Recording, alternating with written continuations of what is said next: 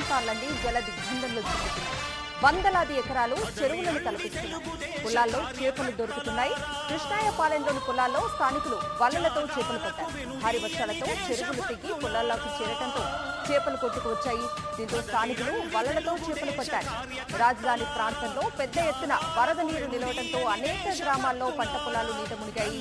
అరటి, మునగ వంటి తోటలతో పాటు కూరగాయల తోటలకు భారీ నష్టం వాటిల్లింది. చేతికి అందివచ్చిన పంట నీటి పాలవటంపై రైతులు ఆవేదన చెందుతున్నారు. ఇటు కొండవీటి వాగు ప్రజలకు కన్నీరు మిగులుస్తోంది.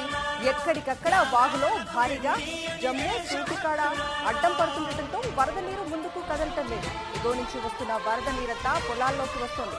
చేతికి అందివచ్చిన పంట నీట మునిగి రైతులకు తీవ్ర నష్టం చేకూరుతోంది.